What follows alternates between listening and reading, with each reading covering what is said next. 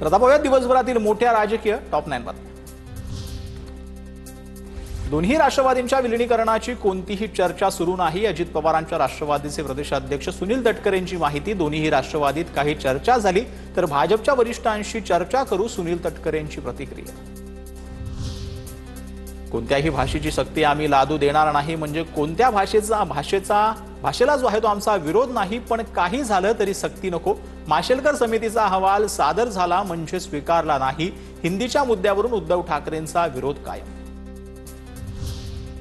मराठीच्या मुद्द्यावर आम्ही एकत्र आलो। राजकीय दृष्ट्या एकत्र येण्याबाबत निवडणूक आली की चर्चा करू। राज ठाकरेंसोबतच्या राजकीय युतीबाबतच्या प्रश्नावरती उद्धव ठाकरेंचं उत्तर।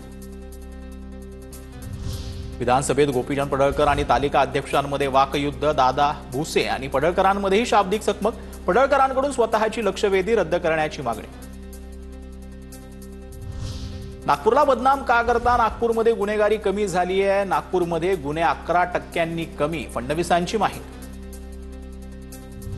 सप्टेंबर अखेरपर्यंत नवी मुंबई एअरपोर्ट सुरू होणार। नवी मुंबईत 10 नामांकित युनिव्हर्सिटी तयार करणार। 5 युनिव्हर्सिटी सोबत करार। वाढवण बंदराचं काम वेगानं सुरू असल्याची फडणवीसांची माहिती। अगित मुकादम वाळू उपसतो तो गृहराज्यमंत्र्यांचा कार्यकर्ता। अनिल परबांचा योगेश कदमांवरती विधान परिषदेमध्ये आरोप। गृहराज्यमंत्र्यांचा राजीनामा घेण्याची हिंमत आहे का? मी पुरावे दिलेत। राजीनामा घेण्याचा अधिकार मुख्यमंत्र्यांकडे आहे, परबांचा हल्लाबोल।